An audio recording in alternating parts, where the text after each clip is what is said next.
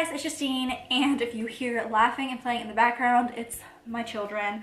And that's my laptop. Today I'm going to do summer favorites, which is where I show you all of the things that I have been loving this summer, and I actually forgot something.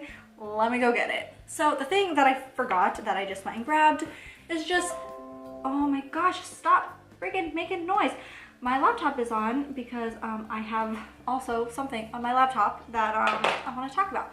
But first thing is just ball caps. Ball caps in general. I have a few and I've been loving them so much this summer. This is the first time ever in my life that I have really liked ball caps. I'm not very sporty, but this past couple months they have been a big fashion accessory for me, and I just think they're really cute, and you know, they're really great for casual days when your hair is messy and you just kind of want to hide away from the world, but you have to go out in public still. And so I've been loving ball caps this summer, and this one I got from Walmart for like $3. This is from the Time and True collection. That's what it's called, right? Time and True. And I actually hauled this in my like 4th of July haul, and I just think it's so pretty. I love the floral, and yeah.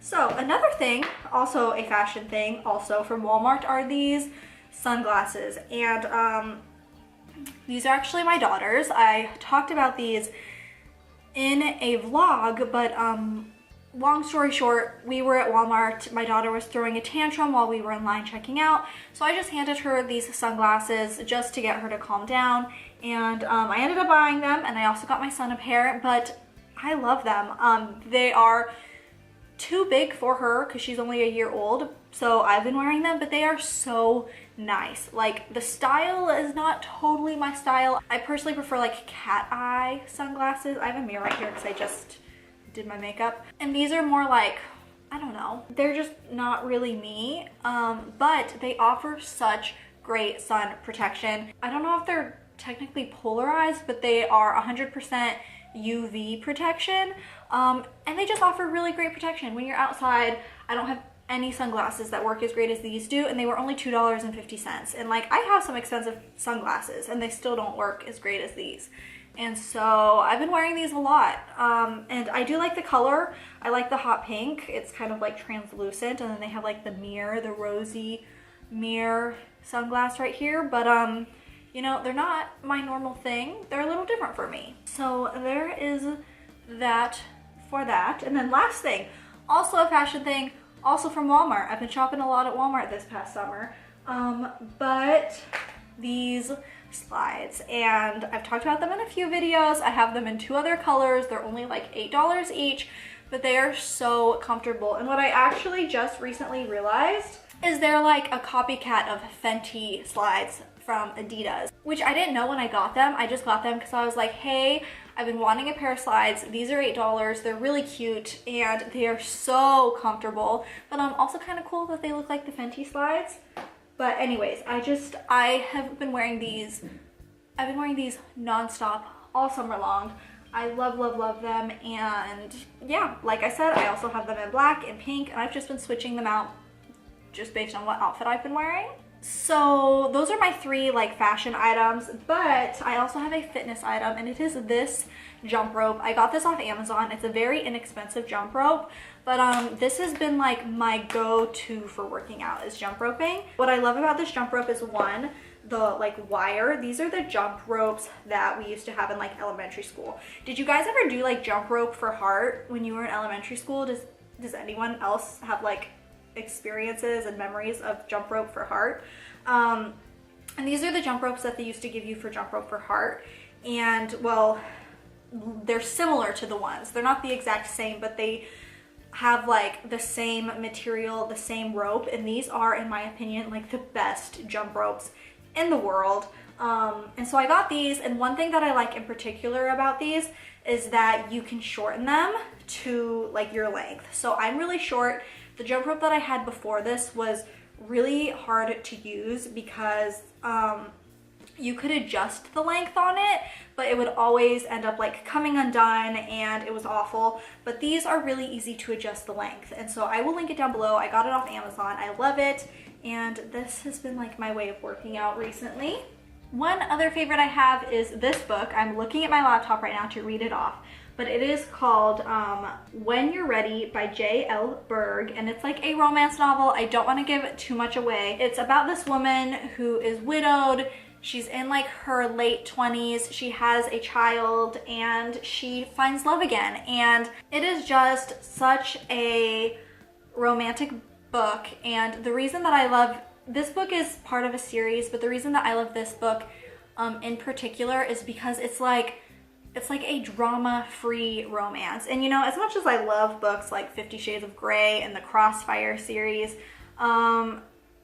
there's so much like drama in those books, and this one is just like, it's just like a pure love story. And you know, there's of course a plot and a little bit of drama, but it's nothing like crazy, and it's so refreshing to have like a love story that's just pure romance. And then another thing I love about it is that, you know, I'm 24, I'm getting to my mid-20s, and it's nice to read a romance novel that isn't about teenagers, you know?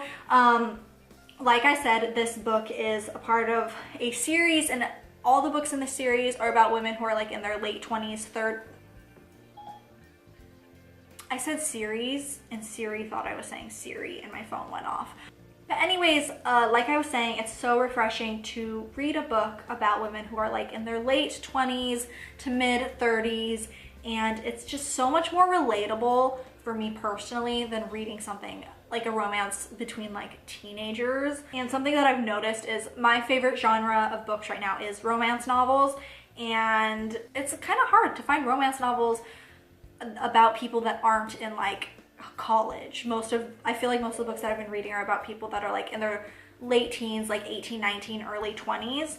And something like this is just like so much more relatable because it's about people who are like already married and already have kids. And it's just like, those are the two reasons that I've been loving it so much, is because it is, one, just like drama free. It's totally just about love. And then two, for me personally, as someone who's married with kids in their mid-20s, it's so much more relatable, and it kind of gives you something to look forward to. Because I think, and I know I'm not the only one who struggles with this, but I have like this fear of growing older, and you know, it does give you something to look forward to. And so I've been really loving books, romance novels that are about like people who are older. And I actually read this other book recently. Let me look up the name. Okay, here's another book that I also love. I wasn't going to include this in my favorites because I didn't like it as much as When You're Ready by J.L. Berg. But this one is called One Last Time by Corinne Michaels. And this one's about like a woman who's in her, I think like late 30s, early 40s. And, you know, she finds love again. It's kind of heartwarming to know that, hey, your love life doesn't end after you turn 22. So yeah, again, I'll put pictures of the two books right here. They're both really good books. When You're Ready is part of a series, and like I said, I have read all of the books in the series, but When You're Ready is definitely my favorite. Also, I do want to say about the series in general, after a while, they kind of have like repeating themes, and each book is about like a different couple, and all the couples are like friends. But it's like, they fall in love, they have some drama, they fall in love, they get married, they have kids. They fall in love, they get married, they have kids. And so it's very like repetitive, which I think might be, again, why I like the first book the best, because it's like, you don't know what to expect as much as you do in the other books. And then on to a few beauty favorites. The first one, you guys are probably sick of seeing me talk about. You're probably sick of seeing beauty gurus talk about it, but it's the Maybelline Lemonade Craze palette. I love this palette. I've seen so many big YouTubers totally just shit on this palette.